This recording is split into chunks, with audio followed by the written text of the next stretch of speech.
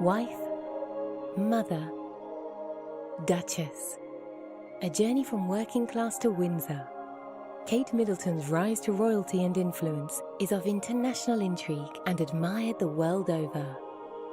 Taking her place on the global stage overnight, tying the knot with the Duke of Cambridge, and swiftly making monarchy history in the form of their firstborn and third in line for the throne, Prince George Alexander Louis, we document her incredible journey and delve into the often undisclosed but sought-after history of who now is known worldwide as the Duchess.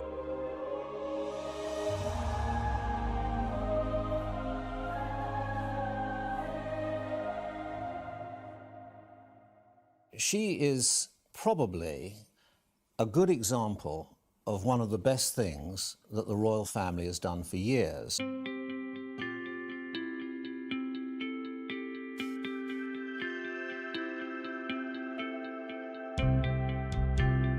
She is a very beautiful young woman who's very intelligent and rather polished.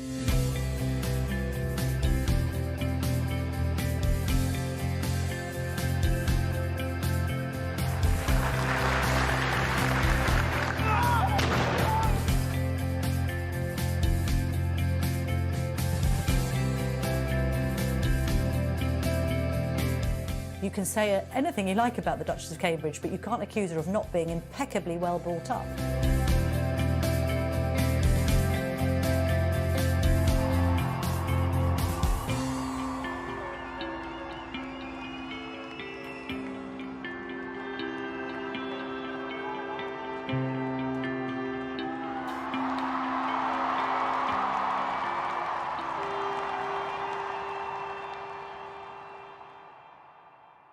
Born the eldest sibling of three, Catherine Elizabeth Middleton was born in Berkshire, England.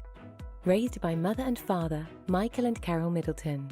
Both, of highly different backgrounds, found love was in the air as they incidentally met at Carol's occupation as an air hostess and Father Michael's job as an international dispatcher. It was on Michael's side that a glimpse into British aristocracy was already prevalent, born into a wealthy family from Leeds, West Yorkshire. And Carol's side, a decidedly working-class group of coal miners and builders. I think the ways the Middletons have been integrated into royal life, so to speak, has been quite seminal and unprecedented. Often girls would marry into the royal family and their in-laws would sort of be ignored or shoved away. The Middletons are hugely interesting because they've been more instrumental and influential than any other family that's married into the House of Windsor. And what they did is what good parents have always done. They've invested in education. It cost them a lot of money. They sent all of their three children to good schools. In the case of Kate, to Marlborough School, which is one of the top public schools, which means private in British terms, schools, where she did quite well. It was thanks to this success that Kate, sister Pippa, and youngest brother James were set for an interesting, diverse, and financially forward upbringing. Becoming a student at the University of St Andrews in Scotland, it was here that she first became aware of Prince William of Wales, all through the fortune of sharing a dorm room during her time there. The pair shared several classes during their studies and soon became friends. She was popular, she was diligent, she worked hard. She ended up going on to Down House at the age of 13. And she had two pretty miserable terms there. She didn't like it, she was picked on, she wasn't academic enough, and she really felt the pressure there. So I think after two unhappy terms, her parents decided that they would pull her out, and they went to try Marlborough, the mixed school now in Wiltshire. At the university, they shared rooms to start with and then shared a cottage with some friends. And as they said, you know, by their own account, they said that they were friends first and then the romance began. And it seems that the royal family were protecting William. It's about William to start with, but then William and Kate when the relationship began, because they did a lot of their early courting in St Andrews at the Queen's estate in Balmoral. Away from prying eyes, lots of privacy, lots of time to develop the relationship. They were friends at St Andrews University before they went on to start going out with each other. Kate at the time counselled William in changing his course. He didn't like what he was studying and she encouraged him not to leave and go back down to London, but to stick with it and do something a little bit different. It wasn't until 2002, after Kate's appearance in an exclusive fashion show fundraiser, that William became more and more intrigued by Miss Middleton, especially the dress that she was wearing that evening. We have a very particular picture of her in that respect. She's quite reserved. But, you know, this is the same girl that when she was trying to pull Prince William, she was wearing a see-through out dress and sashayed down a catwalk. So, you know, that was quite a bold thing to do. So she can't have been shy or backward at coming forward in that respect. So I think we get one impression of her in that respect. When they split up, she went to a bunny girl party dressed with the ears and everything. So look, there's got to be two sides to her, but at the moment she doesn't really seem to want to put a foot wrong. Does it occur to you that it's somewhat inappropriate for a future Queen of England to have been photographed in? It does, but back then I'm sure she had her reasons for wearing it. We still don't know whether she was put in it or if she chose to wear it, which I like to think she chose to put it on because she thought it might be a bit of a showstopper. It's a part of history now. I think probably one of the reasons that Kate and William found they had such a bond together, particularly on his side, was the fact that they had kind of quite different, very different backgrounds. He obviously had his parents had gone through a divorce, and then he had the tragic death of his mother, whereas she was quite an ordinary girl by all accounts. She lived a quite idyllic life, her family got on very well, it was all very harmonious. And it was almost like she brought something new to the table for William, and so he found a bit of solace in the fact that she had such a tightly knit family. He really enjoyed going to visit her parents at weekends, and I think that probably gave him something that he didn't have from his own family. After a complex start for the pair, romance was in bloom. The relationship was held closely undercover, mostly due to the prince's extreme distrust of the press. However, a slipping, cautious approach led to Kate being caught by paparazzi while on a royal family ski trip, leading to an immediate response and their relationship being the subject of intense scrutiny, prejudice and tabloid attention. Rumours spread that Middleton was certainly more than a close friend, and some tabloids led the headlines, suggesting she was being groomed for a potential position of royalty. What you have with William is a guy who has learnt lessons. And there's really nothing any of those grey-suited men from Clarence House could genuinely tell William that he doesn't already know about the press. And he understands the media. He understands that as a royal, you're never going to be elected. But that doesn't mean that public opinion isn't incredibly important to you and your longevity. And William, I think, really understands that. He gets it. He is very, very open and willing to forge relationships with the press. But he wants it on his terms, and he does not want a repeat of what we saw with Princess Diana. At all times, they were highly discreet. They were almost never seen together. They were, even with their friends, they didn't allow any gossip to start. People speculated, but there was nothing definite which proved that they were an item. And I think the fact that she was discreet and that she wasn't blabbering on about her love or her regard for Prince William, I think that stood her in good stead. I think everyone was terribly nervous, not least William and Kate. I mean, it was the first time they had met the British media. I'd seen them at nightclubs before. I'd spent my time, watching them at polo matches and charting this amazing relationship. But the first time really to actually sit down and talk with them, I remember Kate being very nervous, but incredibly sweet and kind, and interested in what we were doing and how we were covering the story. And they both just seemed so well matched. You could see it in their body chemistry even at that stage, and on a moment, fraught with nerves. They were about to meet the world's press. All the paparazzi and the photographers, rather, were waiting next door to take their pictures. But even under that sort of pressure, they gravitated towards each other. I remember William having his hand in the small of Kate's back, guiding her, making sure she was all right. And I think that's what you've seen over the years. He has wanted to just make sure that she is comfortable. I think there's a huge amount of trust there, not just between them, but their circle of friend, their so-called circle of trust, their closest friend who would never dream of leaking anything to the press and really protect them. I think equally, one of the secrets of the success of their marriage is that they do seem much more equal than, say, for instance, Charles and Diana. I think as well, Kate has been very careful not to upstage her husband. I think that she's the yin to his yang in that he, although a level-headed, down-the-line kind of guy, can be prone to a few temper tantrums, perhaps, and likes to dig his heels in and knows his own mind, and I think can sometimes get quite angry. One gets the impression that Kate's the one sort of pulling him back and reining him in and saying, all right, let's just keep calm.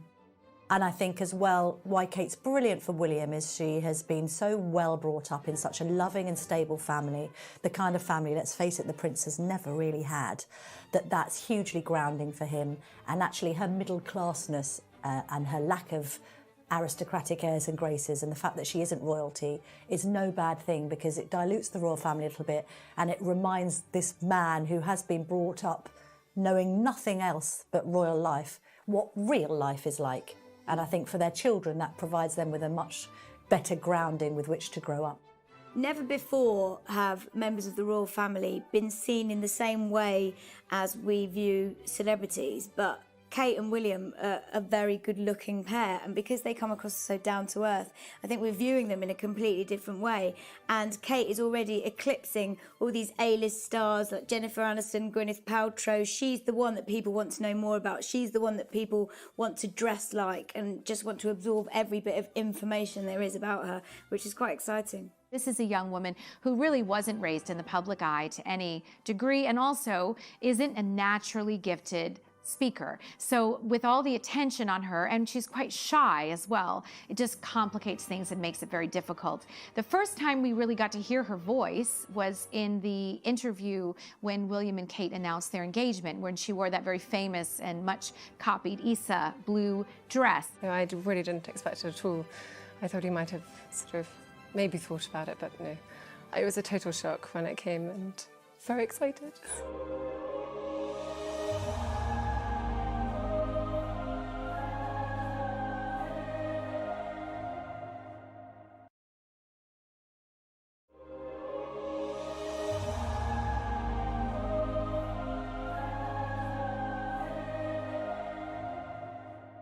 William a couple of times kind of answered the question for her that she was asked, or corrected something, and was obviously very protective of her. She was not comfortable, very clearly, speaking on camera. And then, of course, we saw her first speech. First of all, I'd like to say thank you. Thank you for not only accepting me as your patron, but thank you also for inviting me here today. You have all made me feel so welcome, and I feel hugely honoured to be here to see this wonderful centre. I'm only sorry that William can't be here today.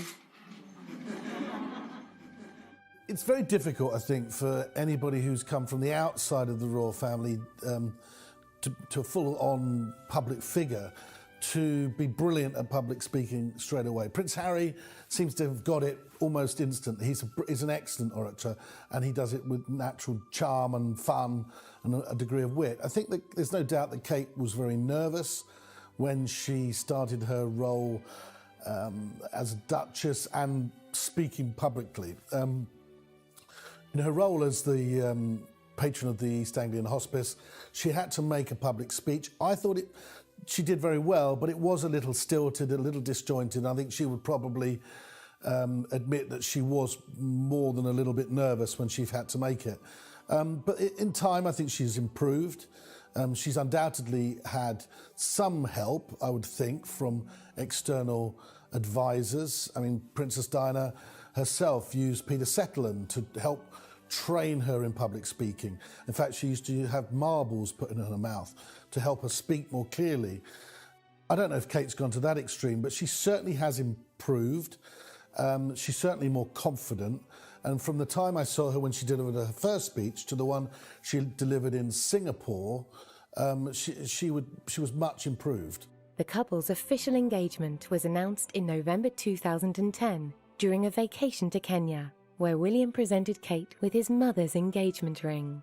William's decision to give Kate his mother's engagement ring, for outside observers, we might look at that and say, that wasn't a great marriage. really, on the grand scheme of things. I think what it means for William has a far more intimate meaning. Prince William will rarely ever talk about his mother publicly. He will very, very rarely do anything to kind of draw comparisons with him and his mother. And certainly he hates the thought that Kate might be seen as the new Princess Diana.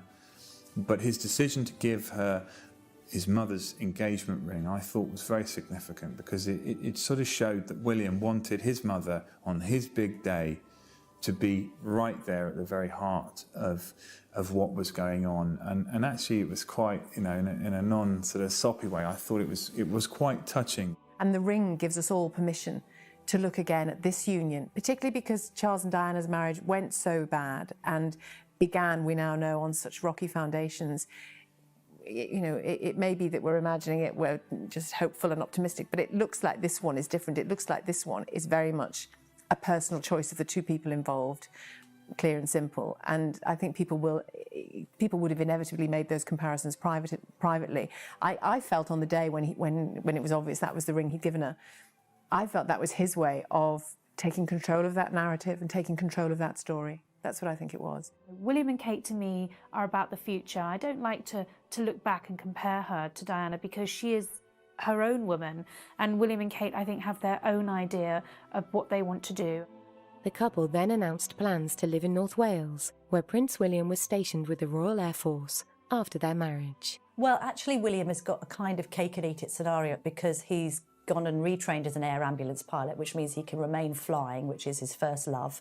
It also means he can have a career aside from the royal family, and it's in a perfect arena, of course, because he's going out and helping to save lives. Well, before I started Search and Rescue, I had a little brief introduction to it, and it was immediate to me. I spent 3 hours flying with the guys, and it was totally apparent to me straight away how important the job is, and the skills the guys employ, the flying aspects, the general airmanship you need to have around you, and all the wits you need to survive the weather and whatever sort of situation you're thrown into. It definitely is advanced flying, and it's rewarding, so it put the two together, and it's a fantastic job.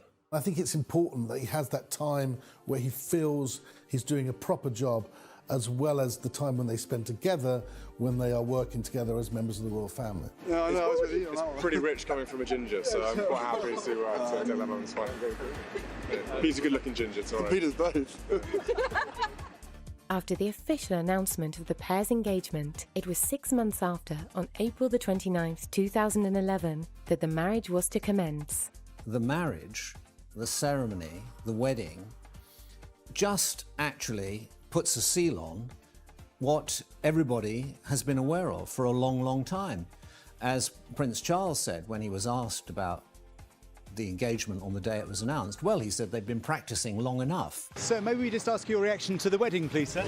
Obviously thrilled, thank you very much. Practicing for long enough. So it's been very important for the royal family this time around to make it clear that they're not trying to push the idea of some sort of fairy tale wedding. This is about a wedding between two ordinary people who love each other.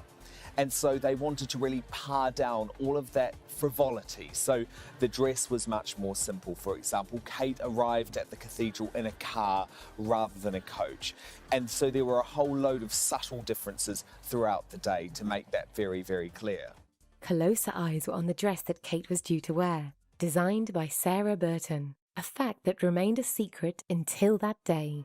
In terms of style, Kate Middleton is very serene. She's not someone who would wear anything particularly outrageous, apart from the see-through dress she modelled in her catwalk show at university, which has appeared in every single paper ever since those two got engaged. But her style is very simple, very sleek, and the kind of style that a lot of women actually feel that they could replicate, because it's nothing too complicated and fussy. Yes, she's very tall and slim, so she can carry a lot more off than perhaps everyone can, but she's just very, very well groomed. She seems to know exactly the kind of thing she likes. She always wears kind of your wraparound style dresses that are just down to the knee. And she's now this real figurehead for style in all sorts of magazines. My magazine's writing about her all the time.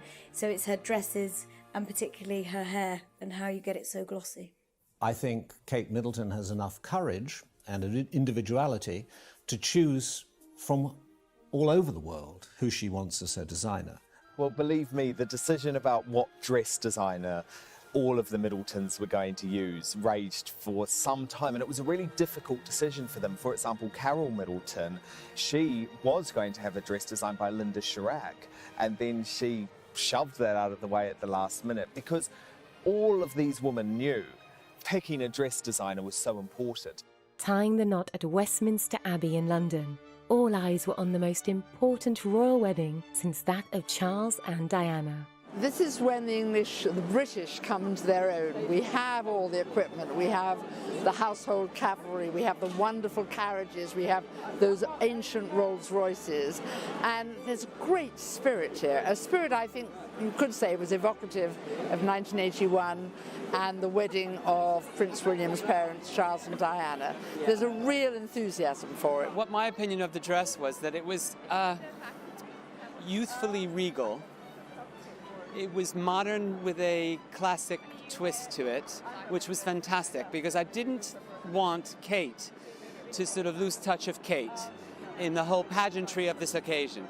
And I think Sarah Burton for Alexander McQueen did a sublime job. I think the lace was so effortlessly executed. It was almost as if she had like a white tattoo all the way down her arm, and the fine buttons. And then you saw that quintessential McQueen detail on the ruff of the spine. I thought the skirt was just enough skirt for a venue like the Abbey. I think, you know, to have something slimmer with a long train, she might not have filled that space with the sort of ease as she did with this dress. But I thought she looked very, very beautiful, very exquisite, seriously polished. Royal sources tell me that the royals indicated very strongly to Kate that they would prefer her to wear her hair up for this very special occasion. However, Kate had her heart set on wearing her hair down with long flowing curls, which is her favorite way to wear it, and actually William's favorite as well. They ended up compromising on her look. She had kind of a half up, half down. So from the front, she had an updo. From the back, she had the long flowing curls she wanted.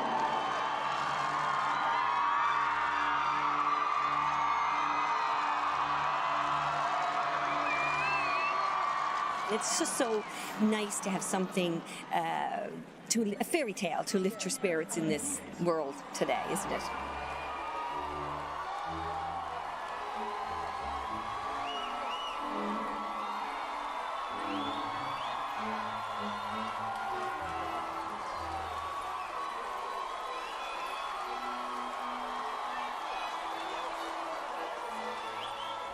Prince William looked fantastic in that sort of royals and blue red uniform, very unusual, matched the red of that carpet that went up the centre of Westminster Abbey.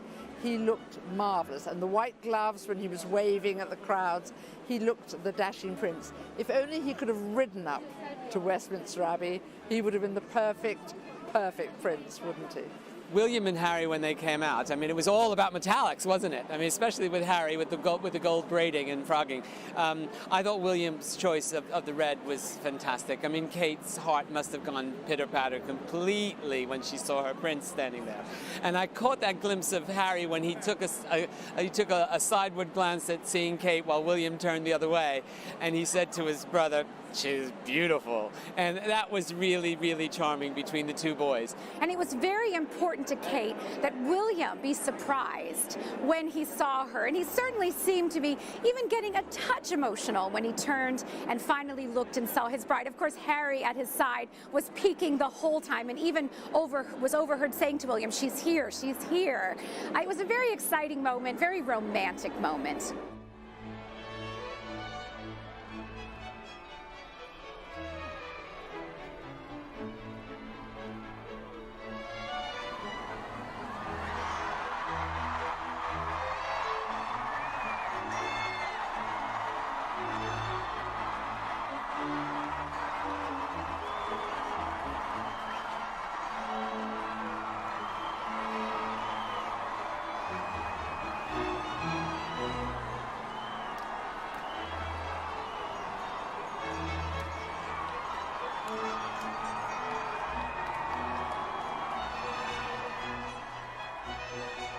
Kate was met by Queen Elizabeth shortly before the wedding, in which it was conferred that her royal title would be Catherine, Her Royal Highness, the Duchess of Cambridge.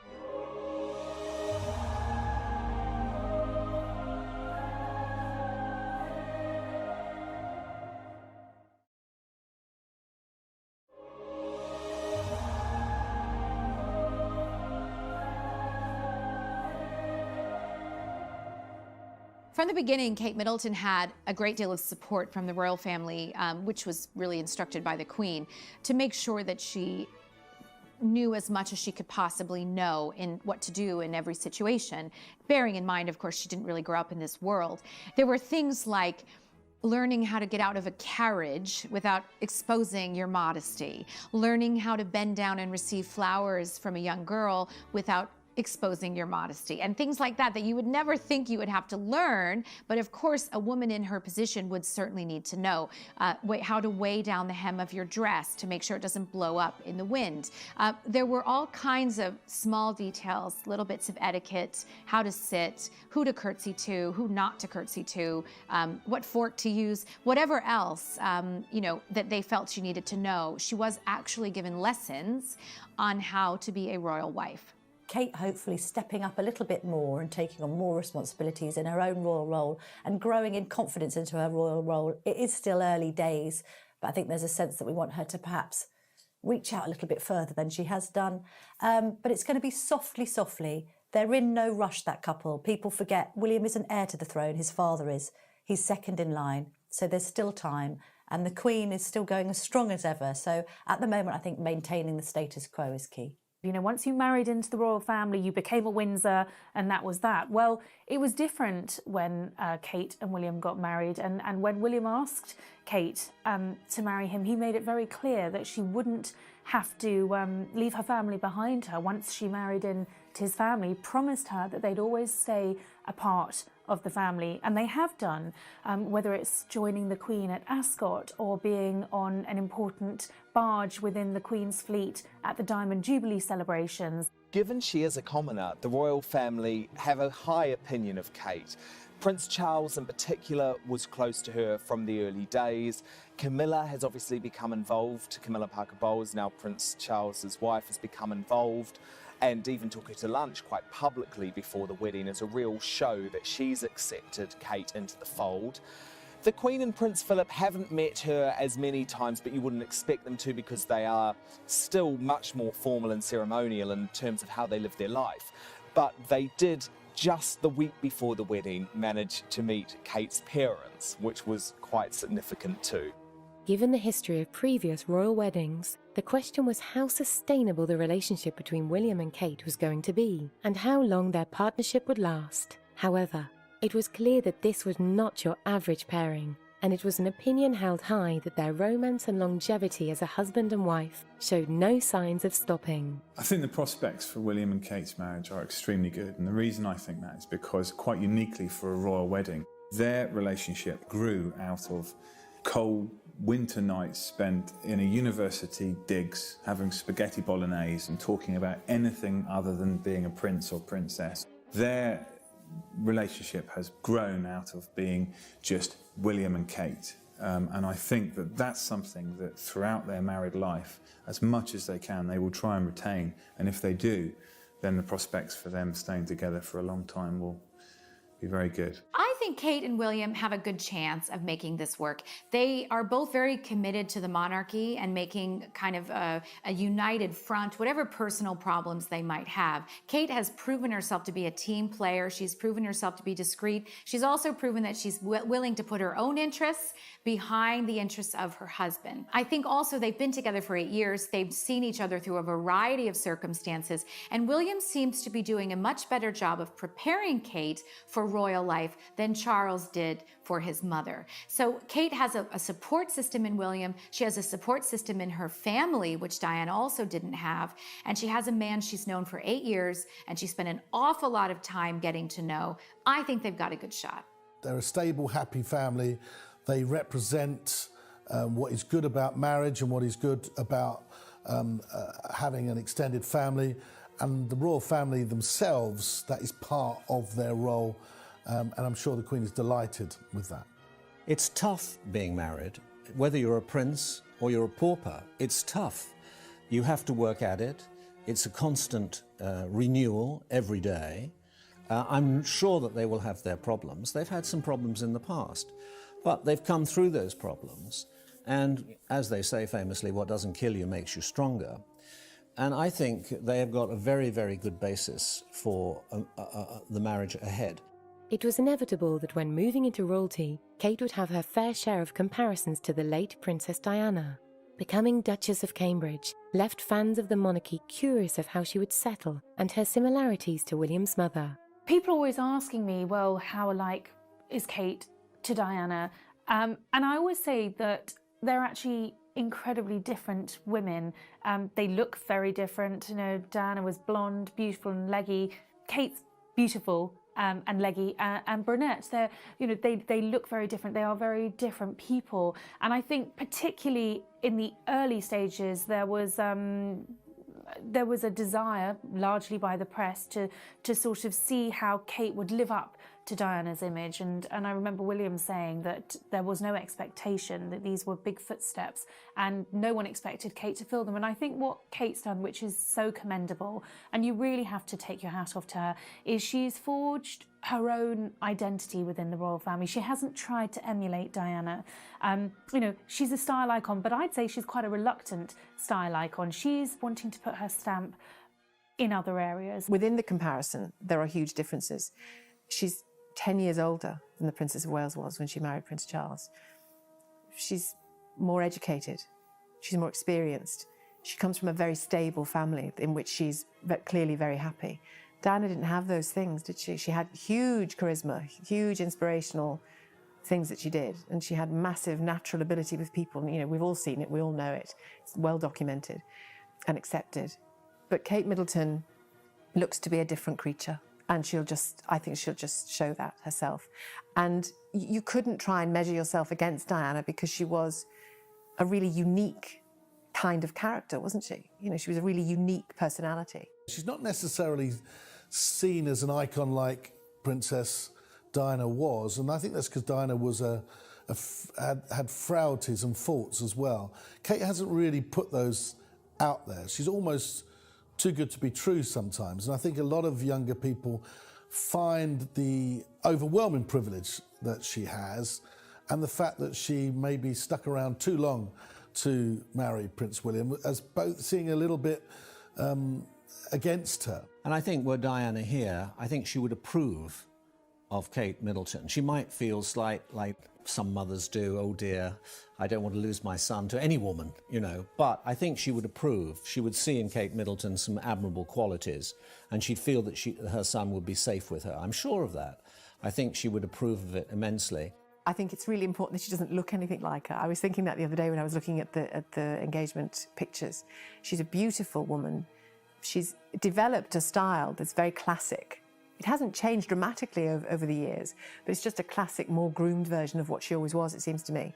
Whereas Diana was she was that coltish teenager, wasn't she, who didn't have a sense of style, wore clothes that were 20 years too old for her to start with. She really got it a few years down the line. You know, that was her, you know, one of her huge successes was fashion. But I think Kate Middleton's a different life story altogether. And I think that will be the bedrock of how she copes with that comparison, because there is no comparison to be drawn. I think that's the ultimate cushion on which she can fall. Humanitarian work played an important part in Princess Diana's life, both at home and abroad. Her interests were reflected in the organisations of which she was patron or president. With her impact on such admirable work, it was seen fit that from Kate's turn from fiancée to Duchess, she would also hold a pivotal role in similar contributions. Kate set out her stall that she wants to support, in the first instance, children. So she's supporting some hospice charities, each the East Anglia Children's Hospices.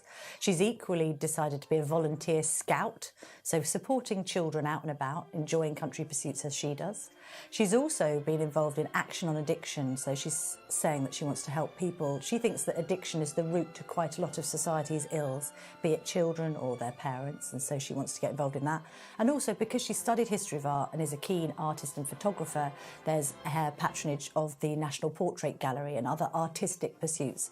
And she's mixed them a little bit, so she also supports a cause called the Art Room, which helps children, gives children therapy through the medium of art. And actually, she's been ahead of the curve on most of the choices that she's made. She's put children's hospices on the map, and she's also done a huge amount of good for mental health.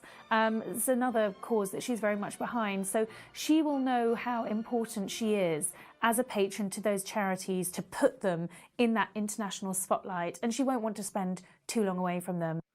People often ask me why I'm so interested in the mental health of children and young people. And the answer is quite simple. Because I think that every child should have the best possible start in life. When I was growing up, I was very lucky. My family was the most important thing to me. They provided me with somewhere safe to grow and learn. And I know I was fortunate not to have been confronted by serious adversity at a young age.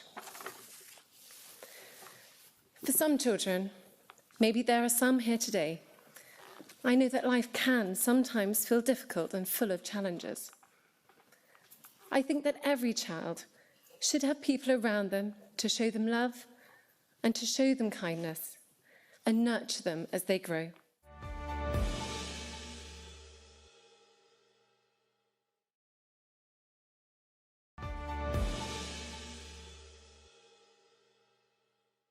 The challenge that so many people have is not knowing how to take that first step of reaching out to another person for help, admitting that they're not coping. Fear or reticence, or a sense of not wanting to burden another, means that people suffer in silence. The importance of support for these charities is no more prevalent than the work that Prince Harry has accumulated over the years. The conservation of wildlife, promoting sport amongst the young, and healthcare across all nations. Kate has had to put in a great deal of work to do the same. However, this is no competition, as Kate and Harry have a long history together, of which he has gained support, been able to confide in, and most of all, a friendship. Well, Harry and Kate have a very warm, affectionate relationship. You know, Harry grew up without a sister and without a mother to a great degree, and Kate gives him a feminine perspective and a feminine touch that he really was lacking, I think, growing up. And it's really nice for him to have that kind of family member. One thing I've noticed ever since Kate was on the scene is the closeness and the fun between them with her and Harry. I remember even the Garter ceremony in Windsor, where Prince William was all dressed up in the fine robes of the 12th century Garter order, and you could see William looking all very serious, but also Kate and Harry were in the audience, and he was just digging her and joking and making fun of his brother.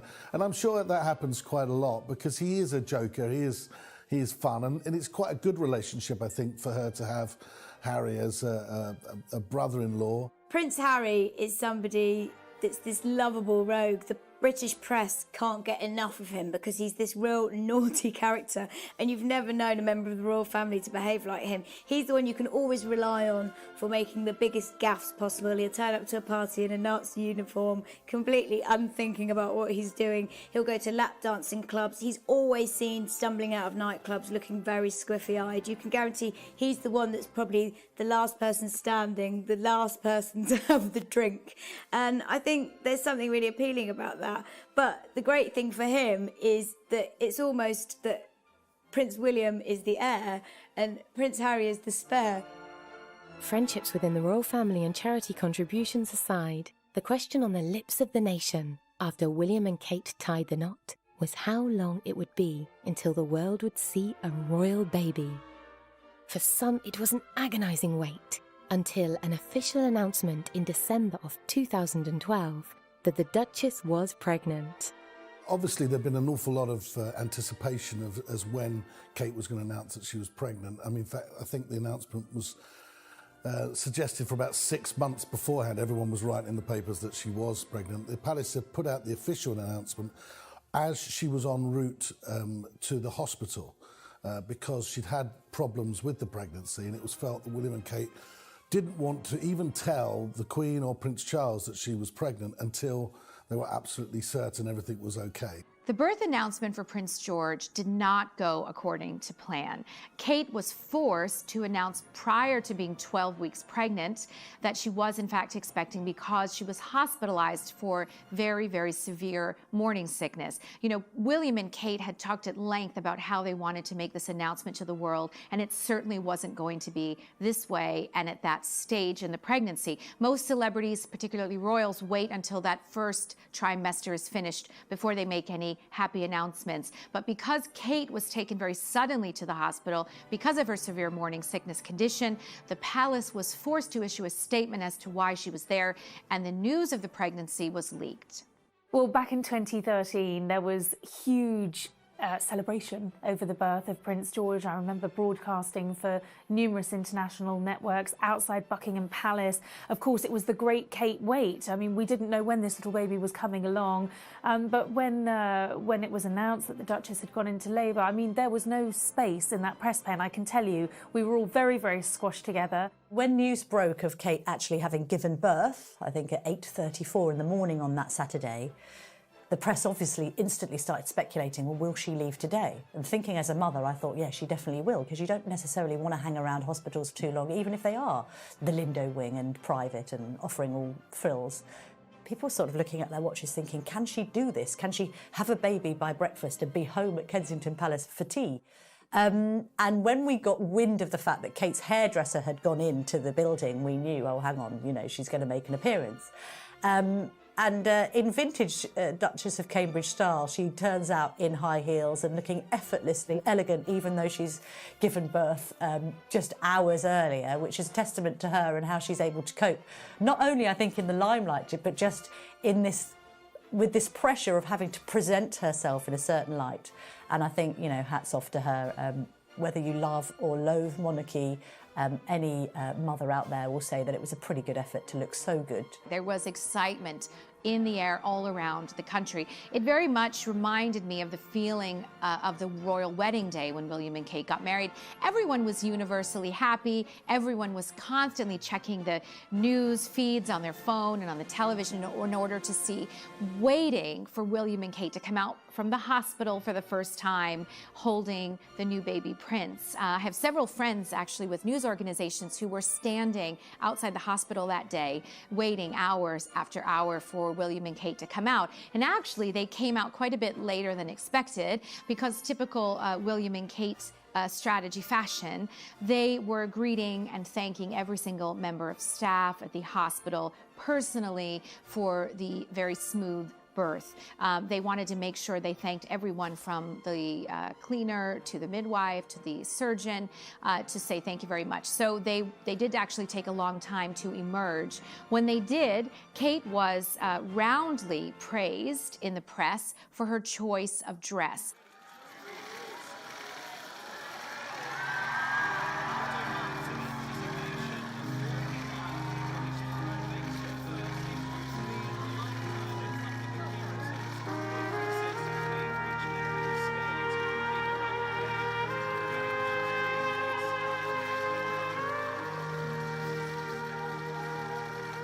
I think it's just wonderful. It's lovely that generations are going on, and William and Kate are just such an asset to the royal family, and Harry as well.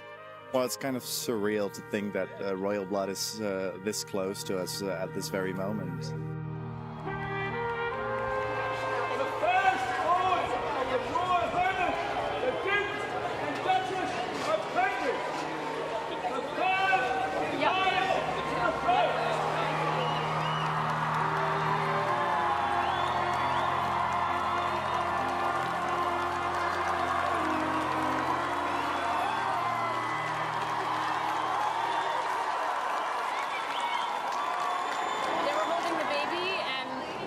So beautiful and happy. It was really stunning. Yeah. I'll never forget it.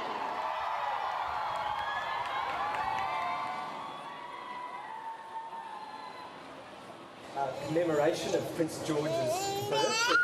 the joy that he's brought to the world, and particularly to New Zealanders and Australians over the last week and a half. And we have a tradition, just as a reminder for when he's a bit older. He does love it, honestly. With the arrival and reveal of Prince George, the royal reaction was that of warmth and confidence in both William and Kate, unearthing a new chapter of their legacy. It was not forgotten that one particular member of the family was now an uncle. He's great with kids, Harry. I mean, you only have to see him when he's out in Africa, as I've done with the kids that they sent to Bali refugees, and he's fantastic. He's fun. He's a big kid himself, I think he says it himself, and that when you like that with children, they sort of do react. And I don't know if it's made him broody. He's got to find the right girl first, I would have thought. But the fact is, he's very, very good with young people. And as an uncle, he'll be the best uncle because he'll be all the fun. I'm sure he'll be taking George to the fun fairs and taking him out as much as he can. I think we get an impression of Harry as being all fun and not very serious. The truth is, Harry is quite a deep-thinking guy. He's a nice person, and I think that with this birth of Prince George, it's probably made him feel a little bit broody, and maybe when he finds the right girl, it won't be long before he's a dad too. Prince Harry probably has the most fun with Prince George out of the entire family, because with Harry, he can be as cheeky and as silly and as wild as he wants to be with this little baby, and he has a great time with him. You know, one of Harry's best qualities is his childishness and his kind of open personality and just finding fun in everything.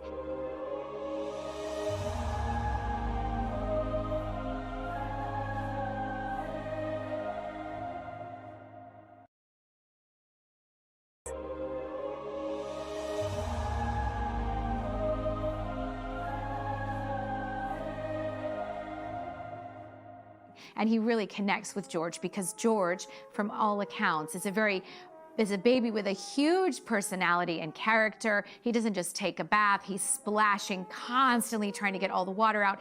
George is a really fun, free-spirited little boy. And I think Harry very much has that personality, and those two have a fantastic relationship. There's no question that Harry's going to be the favorite uncle, possibly the favorite person for George, because he's so much fun.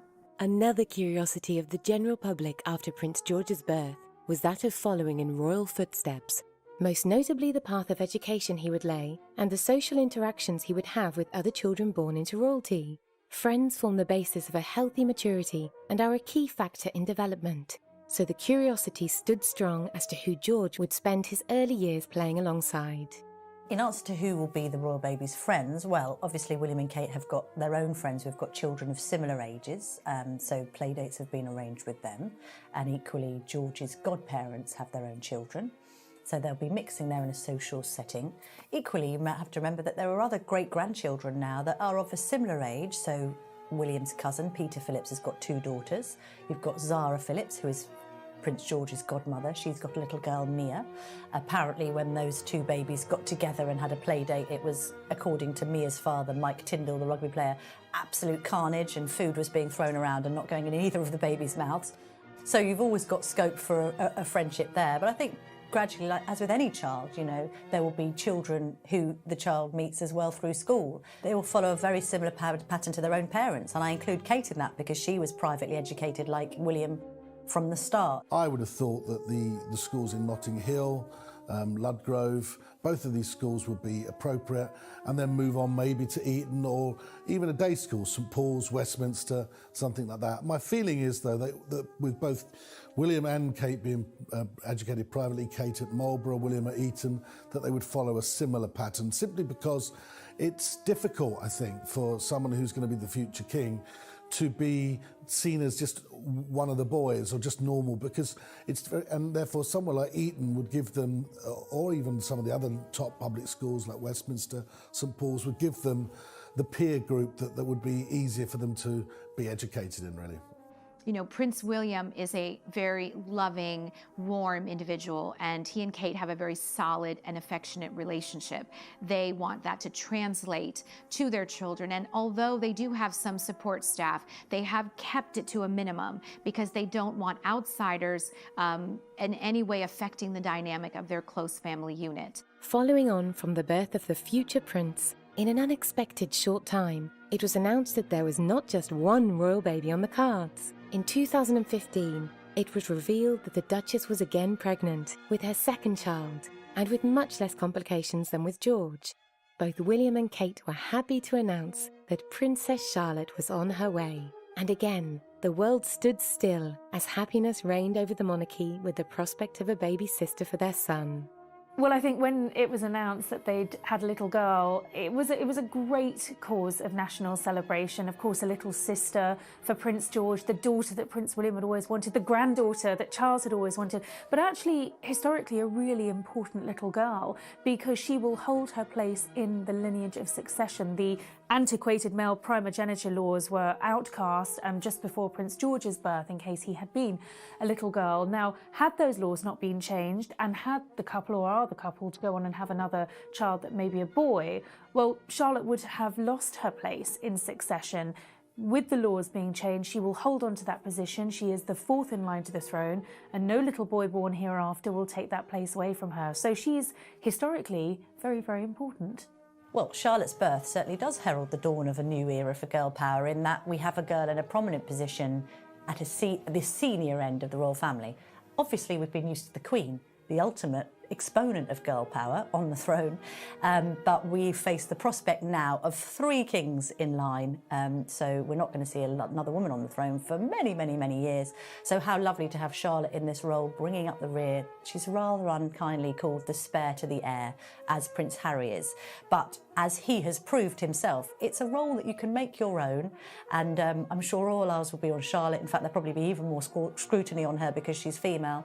But yeah, I mean, how great to have the pitter-patter of pink feet in the royal line of succession. They're very much hands-on parents. I mean, William made it very clear when George was born that he wanted to be a hands-on parent. He took time off to spend with George and Kate. They didn't have a nanny straight away. They were very anti having an extended staff to look after their children, look after them. But I think as time has gone on, they've realised they do need that extra help. They can't just rely upon, say, Carol, Kate's mother, and other members of the family. They do need that because they're very much in the public eye.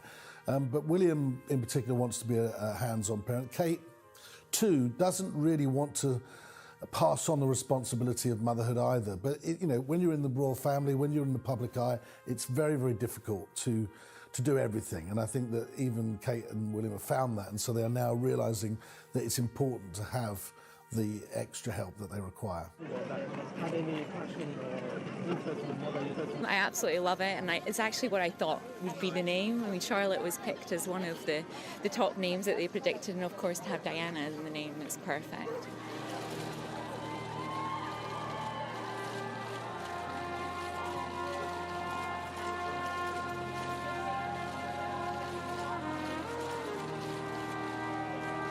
William's got the princess he always wanted. Diana wanted a princess in the family. She's got her wish, he's got his, and Diana's been remembered in the process. So it really completes it. They've ticked all the boxes. And the other thing about Charlotte is it's the female of Charles. So they've really done everything.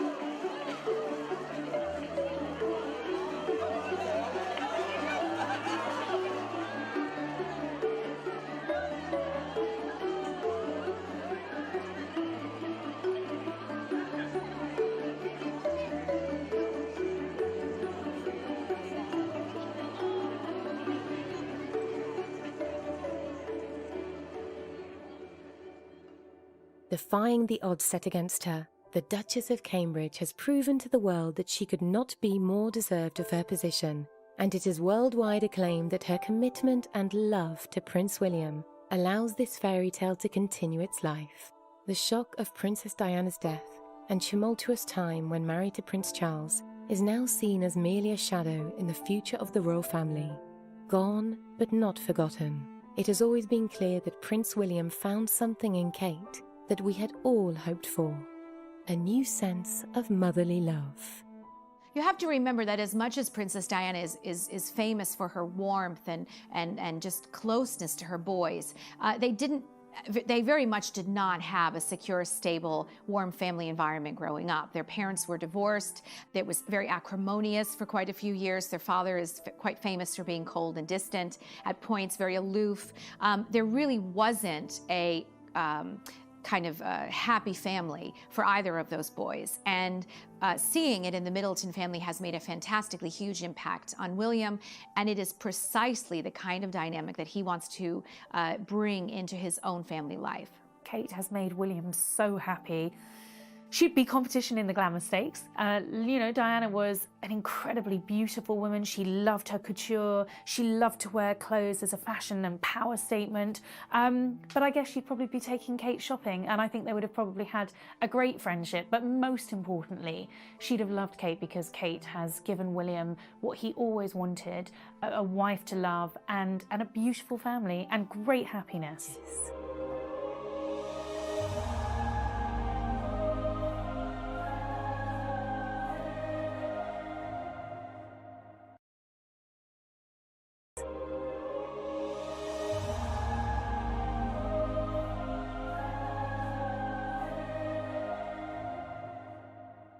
I think that Kate Middleton will be the people's princess.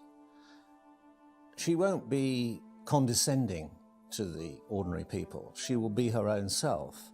But I think there'll be a lot of people who can identify with her and her background and where she's come from. And particularly as she succeeds in the job, I think they will warm to her. They will see that she hasn't gone out in order to get a prince. They'll see that it's been a mutually arrived at relationship. And they will recognize that, for once, this is a love match.